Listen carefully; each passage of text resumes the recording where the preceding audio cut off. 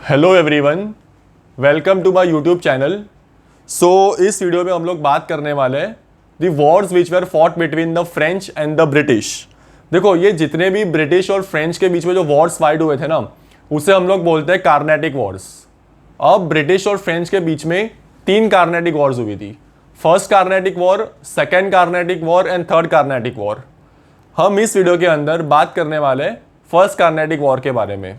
Okay, तो first Carnatic war के बारे में स्टार्ट करने से पहले ये बात को समझना इंपॉर्टेंट है कि ये जो ब्रिटिशर्स लोग थे, उन्होंने सबसे पहले फ्रेंच को क्यों टारगेट किया था।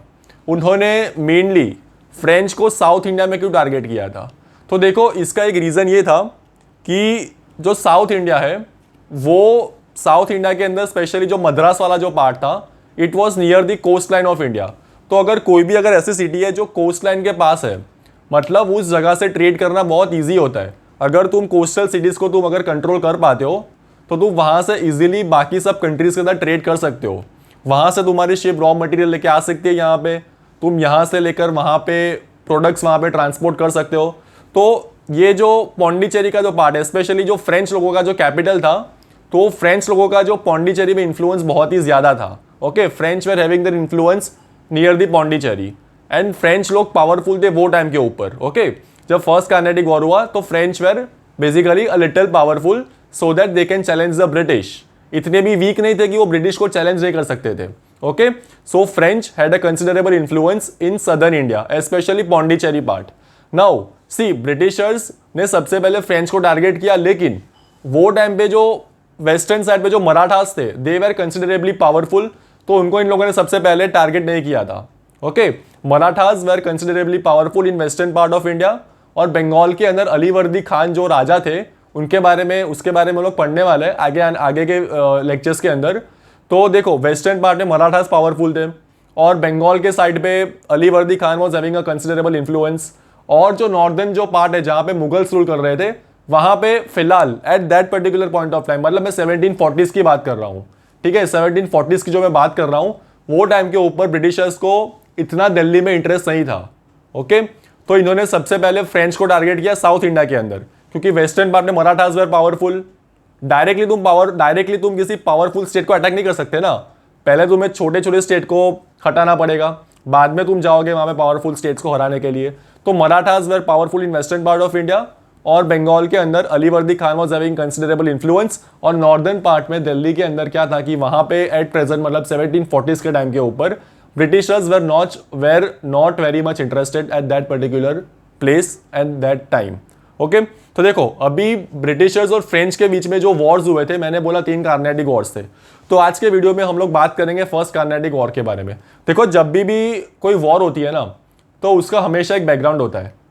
तो वो बैकग्राउंड जो होता है ना, उसकी वजह से ही वॉर स्टार्ट होती है। देखो, कभी भी 2 लोगों के बीच में झगड़ा है ना, डायरेक्टली स्टार्ट नहीं होता है, उसके पीछे बहुत सारे रीजंस होते हैं, उसके पीछे बैकग्राउंड होता है।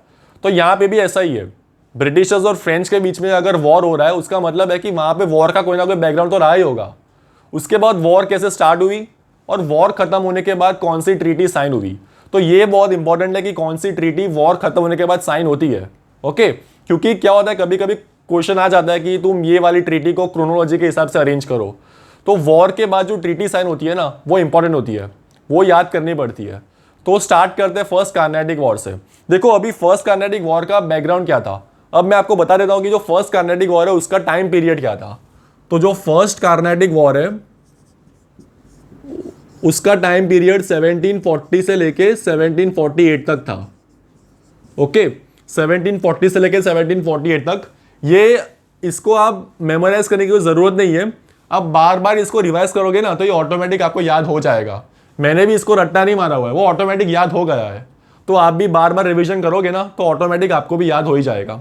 Okay, so first Carnatic war का जो टाइम है वो 1740 से लेके 1748 का है। अब देखो, ये जो फर्स्ट कार्नेटिक वॉर है ना, उसका बैकग्राउंड क्या है। ऐसे तो वॉर स्टार्ट नहीं हुई ना कुछ तो बैकग्राउंड में हुआ होगा। तो बैकग्राउंड में क्या हो रहा था कि देखो, यूरोप के अंदर है ना, यूरोप के अंदर भी ये फ्रेंच और ब्रिटिश लोग झगड़ रहे थे। ठीक है, यूरोप के अंदर भी फ्रेंच और ब्रिटिश लोग फाइट कर रहे थे। It was basically Austrian war of succession, Austrian war of succession. जो स्टार्ट हुई थी 1740 के अंदर। तो 1740 के टाइम पे स्टार्ट हुई थी Austrian war of succession. Okay, 1740 में स्टार्ट हुई थी Austrian war of succession Europe में। देखो इसके अंदर डिटेल में मत जाना, ये मत पढ़ना कि ऑस्ट्रियन वॉर ऑफ सक्सेशन क्यों हुई थी, वहां पे क्या क्या चल रहा था। बस इतना समझ लो कि यूरोप के अंदर भी फ्रेंच और ब्रिटिश का झगड़ा चल रहा था। तो वहां पे यूरोप में कोई प्रॉब्लम चल रही है जिसकी वजह से अब वो लोग इंडिया में आके फाइट करने वाले हैं। ठीक है, तो देखो क्या होता है। फॉर एग्जाम्पल, इसका मैं एग्जाम्पल देता हूँ। फॉर एग्जाम्पल कॉलेज की बात करें हम लोग, तो कॉलेज में इलेक्शंस होते हैं, कुछ कुछ जगह पे इलेक्शंस होते हैं। तो कभी कभी आपने देखा होगा कि कोई दूसरी फैकल्टी के अंदर कोई दो ग्रुप के बीच झगड़ा हुआ, और वो झगड़ा ये झगड़ा कोई फैकल्टी कोई दूसरी फैकल्टी में हो रहा है, और ये सेम झगड़ा कभी दूसरी फैकल्टी में स्टार्ट हो गया। ठीक है, उस झगड़े की वजह से अब यहाँ पे झगड़ा हो रहा है। So this happens in universities. जिस कॉलेज में जिस यूनिवर्सिटीज में इलेक्शन होते हैं, तो वहां पे आप लोगों को पता होगा, आपने देखा भी होगा ऑब्वियसली। ठीक है, तो यहाँ पे भी सेम इशू चल रहा है, यहाँ पे भी सेम बात चल रही है यहाँ पे। ठीक है, कि वहां पे यूरोप में झगड़ा चल रहा है, मतलब हम इंडिया में भी अब झगड़ा होने ही वाला है। ठीक है, so background of Austrian war of succession, British and the French were fighting opposite to each other in Europe, जिसकी वजह से अब झगड़ा होने वाला है इंडिया के अंदर। ओके गाइज, अब देखो, अब ये वॉर की स्टार्टिंग बेसिकली कैसे होती है। तो जो ब्रिटिशर्स लोग थे उन लोगों ने क्या किया था, ये जो ब्रिटिशर्स लोग थे उन्होंने बेसिकली क्या किया था, ये जो फ्रेंच है इनकी शिप्स को इन लोगों ने सीज कर लिया था। This Britishers basically capture the ships of the French. कहां पे, साउथ ईस्टर्न कोस्ट के अंदर, साउथ ईस्टर्न कोस्ट के अंदर। ओके, तो वॉर की स्टार्टिंग कैसे हुई थी, जो ब्रिटिशर्स लोग थे उन्होंने फ्रेंच की शिप को कैप्चर कर लिया था साउथ ईस्टर्न कोस्ट के अंदर। तो भाई देखो अब क्या हो रहा है, अब फ्रेंच वालों की तो शिप्स पकड़ ली ब्रिटिशर्स ने, तो अब फ्रेंच को गुस्सा आएगा कि नहीं आएगा, ऑब्वियसली आएगा गुस्सा। फ्रेंच लोग भी रिटेलिएट करने वाले हैं। तो वो रिटेलिएट कैसे करने वाले हैं वो लोग, तो देखो, तो वो रिटेलिएट करने के लिए क्या करेगी, वो लोग के पास अभी रीइंफोर्समेंट नहीं है, तो रीइंफोर्समेंट ये लोग मंगवाने वाले हैं मॉरिशस से। ठीक है, मॉरिशस से। अब ये फ्रेंच वालों ने मॉरिशस से इन लोगों ने रीइंफोर्समेंट मंगवाई थी। अब ये रीइंफोर्समेंट मंगवाने के बाद डायरेक्टली फ्रेंच वालों ने ब्रिटिश के ऊपर अटैक कर दिया। ओके, अब जब फ्रेंच ने इंग्लिश के ऊपर अटैक किया तो उन लोगों ने पता क्या किया, उन लोगों ने मद्रास के अंदर ब्रिटिशर्स का एक फोर्ट था जिसे हम लोग बोलते हैं फोर्ट सेंट जॉर्ज। ओके, तो ये जो बेसिकली जो फोर्ट था वो फ्रेंच वालों ने कैप्चर कर लिया। ठीक है, वापस एक बार मैं रिपीट कर रहा हूं, बहुत इजी है, इसको पूरा का पूरा स्टोरी की तरह समझना। बुक में से आप पढ़ लेना बाद में, बुक में काफी डिफिकल्ट लैंग्वेजेस दिया होता है, तो यहां पे सिंप्लीफाई करके पढ़ा रहा हूं मैं। तो ब्रिटिशर्स लोग थे, उन्होंने फ्रेंच के ऊपर अटैक किया। फ्रेंच के ऊपर अटैक किया, फ्रेंच के ऊपर कैसे अटैक किया, तो ब्रिटिशर्स ने जो फ्रेंच लोग जो होते हैं, फ्रेंच लोगों की जो शिप्स थी साउथ ईस्टर्न कोस्ट के अंदर, उसको कब्जा कर लिया, उसके ऊपर कब्जा कर लिया। तो फ्रेंच को आ गया गुस्सा, अब फ्रेंच भी रिटेलिएट करने वाले हैं, फ्रेंच लोग भी अब रिटेलिएट करने वाले हैं। तो फ्रेंच लोगों ने मॉरिशस से अपनी रीइंफोर्समेंट बुलवाई और ब्रिटिशर्स के ऊपर अटैक कर दिया। अब जब ब्रिटिशर्स के ऊपर जब अटैक कर दिया, तो ब्रिटिशर्स का ये जो फोर्ट जॉर्ज है, फोर्ट सेंट जॉर्ज है, उस पर बेसिकली इन लोगों ने कब्जा कर लिया, फ्रेंच वालों ने। Okay, so who is controlling this fort, French people are controlling this particular fort. Now see what will happen, now Britishers are very scared. Okay, Britishers are very much afraid. Now what to do, French have gone very powerful, French have captured our fort. Now what we will do, so now these Britishers are going to go to Nawab of Carnatic, right? These Britishers are going to ask Nawab of Carnatic for help. So now this Nawab of Carnatic is coming into the picture, guys. This is a new player, this is a new player in our war. Okay, initially British and French were fighting, now this third party has entered the war. French have captured this British fort. Britishers are going to ask this Nawab of Carnatic. Nawab of Carnatic was Anwaruddin. What was his name? Anwaruddin. So this Anwaruddin was now very scared. Okay, Britishers went to Nawab of Carnatic, Anwaruddin, and this Britishers asked Anwaruddin for help, and Anwaruddin thought, see, French have already come near Madras. Now at any point of time they can attack this my place that is Carnatic, मतलब मुझे कुछ करना पड़ेगा अभी. So what this Anwaruddin will do, this Anwaruddin is going to ask French to leave this Madras. अब अनवरुद्दीन बोलेगा कि भाई देखो तुम लोग यहां से निकलो, अभी तुम यहां पे रह नहीं सकते. तो फ्रेंच ने पता है क्या बोला, फ्रेंच ने बोला तुम्हें जो उखाड़ना है उखाड़ लो, हम तो यहीं पे रहने वाले हैं. ठीक है, तो अब राइवलरी होगी फ्रेंच और अनवरुद्दीन के बीच में. इन दोनों के बीच में अभी वॉर होगा. ओके, तो देखते हैं इन दोनों के बीच में जो वॉर हुआ उसके बारे में देखते हैं अभी.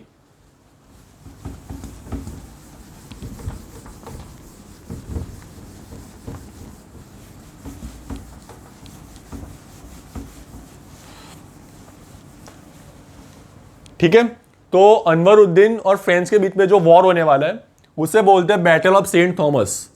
तो उन दोनों के बीच में भी वॉर हुआ था, battle of Saint Thomas. Guys 1 minute, I want to check the name of this particular battle. I don't remember it exactly. Yes, it is Battle of Saint Thomas. Okay, so this battle was fought in 1746. किसके बीच में fight हुई थी? Battle of Saint Thomas में अनवरुद्दीन की fight हुई थी French लोगों के साथ. अब ये जो बैटल ऑफ सेंट थॉमस है उसका रिजल्ट क्या था? उसका रिजल्ट ये था कि फ्रेंच लोग जीत गए भाई. French were victorious in this battle of Saint Thomas. Okay, अब देखो सबसे पहले क्या हुआ, वापस एक बार मैं एक्सप्लेन कर रहा हूं. सबसे पहले ब्रिटिशर्स ने फ्रेंच के ऊपर अटैक किया. साउथ ईस्टर्न कोस्ट के ऊपर जो फ्रेंच की शिप्स थी उसकी शिप्स को पकड़ लिया, फ्रेंच की शिप्स को. ओके, अब फ्रेंच लोगों ने रिटालिएट किया. फ्रेंच लोगों ने अपनी रीइंफोर्समेंट मंगवाई, कहाँ से? मॉरिशियस से. और इन लोगों ने अटैक किया ब्रिटिश के ऊपर. जो फोर्ट सेंट जॉर्ज था उसके ऊपर फ्रेंच लोगों ने कब्जा कर लिया. ओके, अब जब फोर्ट के ऊपर जो मद्रास में, ये जो बेसिकली फोर्ट था जिसपे फ्रेंच का अभी कब्जा था वो पहले ब्रिटिश का था. तो जब फ्रेंच ने रिटालिएट किया तो फ्रेंच लोगों ने ये फोर्ट के ऊपर स्ट्रॉन्ग होल्ड अपनी मतलब कैप्चर कर लिया है, वो वाला फोर्ट, ब्रिटिशर्स का फोर्ट मद्रास के अंदर, फोर्ट सेंट जॉर्ज. तो Britishers now went to nawab of Carnatic. Britishers लोग गए कार्नाटिक के नवाब के पास कि भाई तुम मेरी हेल्प करो. तो वो टाइम के ऊपर कर्नाटक का नवाब कौन था? अनवरुद्दीन वो नवाब था वो टाइम के ऊपर. तो अनवरुद्दीन ने फ्रेंच को बोला कि भाई तुम निकलो यहाँ से, मद्रास से निकलो, तुम यहाँ से खाली करो ये एरिया. फ्रेंच ने बोला हम तो नहीं हटने वाले, जो उखाड़ना उखाड़ लो. तो इसीलिए दोनों के बीच में वॉर होती है, बैटल होता है, बैटल होती है उन दोनों के बीच में. और वो बैटल को बोलते हैं बैटल ऑफ सेंट थॉमस. तो 1746 में फाइट की गई थी. और देखो गाइस, जो मैंने आपको बोला ना स्टार्टिंग में कि ब्रिटिशर्स ने फ्रेंच की शिप्स के ऊपर अटैक किया था साउथ ईस्टर्न कोस्ट पे. ओके, तो वो भी 1746 का टाइम चल रहा है. 1740 में ऑस्ट्रियन वॉर ऑफ सक्सेशन वहां पे स्टार्ट हो जाता है. और ये 1746 में यहाँ पे ये लोग यहाँ पे इंडिया में आके लड़ रहे हैं.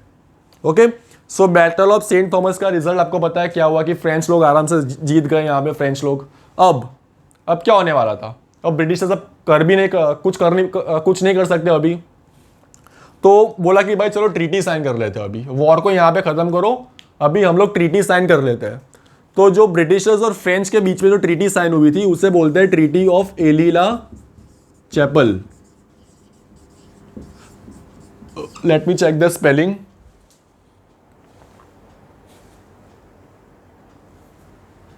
ओके गाइस, सो ये स्पेलिंग करेक्ट है. सो ब्रिटिशर्स और फ्रेंच के बीच में जो ट्रीटी साइन हुई थी उसे बोलते हैं ट्रीटी ऑफ एलीला चैपल. और ये ट्रीटी साइन करने से ये जो वॉर है वो एंड हो चुका था अभी. ओके, अब देखो इस ट्रीटी के हिसाब से क्या हुआ था कि जो फ्रेंच लोगों ने जो मद्रास जो कैप्चर किया था, फ्रेंच ने जो मद्रास कैप्चर किया था वो अब ब्रिटिशर्स को वापस मिल जाएगा. ठीक है, फ्रेंच लोगों ने जो मद्रास को कैप्चर किया था वो ब्रिटिशर्स को वापस मिल जाएगा. और नॉर्थ अमेरिका में जो लुइसबर्ग नाम की जो टेरिटरी थी नॉर्थ अमेरिका के अंदर, वो वापस फ्रेंच को मिल जाएगी. So this was the conclusion of the first Carnatic war. Let's have a quick recap. So first Carnatic war का बेसिकली बैकग्राउंड क्या था? ऑस्ट्रियन वॉर ऑफ सक्सेशन 1740 में स्टार्ट हुई थी. यूरोप में फ्रेंच और ब्रिटिश लोग झगड़ रहे, जिसकी वजह से वो लोग इंडिया में झगड़ने वाले अभी, जिसके मतलब ओके वो लोग इंडिया में आके फाइट करने वाले, इंडिया में ही फाइट करने वाले. स्टार्टिंग कैसे होती है? सबसे पहले जो ब्रिटिशर्स थे उन लोगों ने south eastern coast of India पे जो फ्रेंच लोगों की जो शिप्स थी वो उन लोगों ने कैप्चर कर ली. फ्रेंच को रिटालिएट करना पड़ेगा. फ्रेंच लोगों ने रिटालिएट किया. रिटालिएशन में उन लोगों ने जो फोर्ट सेंट जॉर्ज था जो कि मद्रास में लोकेटेड था, वहां पे फ्रेंच लोगों ने कैप्चर कर लिया। अब ब्रिटिशर्स लोग गए नवाब ऑफ कार्नाटिक के पास। वो टाइम पे नवाब ऑफ कार्नाटिक कौन था? अनवरुद्दीन नवाब था वहां का। अब अनवरुद्दीन ने बोला कि फ्रेंच को कि तुम यहां से निकलो, लेकिन फ्रेंच ने बोला कि नहीं, हम लोग नहीं निकलने वाले। ठीक है, अब दोनों के बीच में वॉर होने वाला है, अनवरुद्दीन और फ्रेंच के बीच में।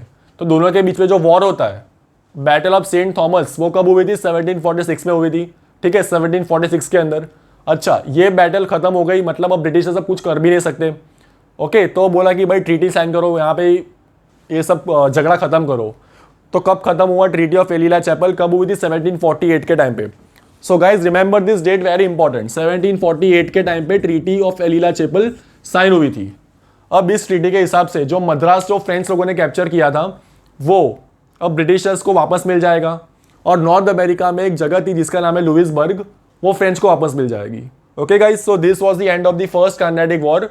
और इस वीडियो के अंदर हम सिर्फ इतना ही पढ़ने वाले हैं। नेक्स्ट वीडियो के अंदर पढ़ेंगे सेकंड और थर्ड कार्नाटिक वॉर के बारे में। Okay guys, so thank you very very much for watching, and if you like this video then please subscribe to my channel. Thank you very much.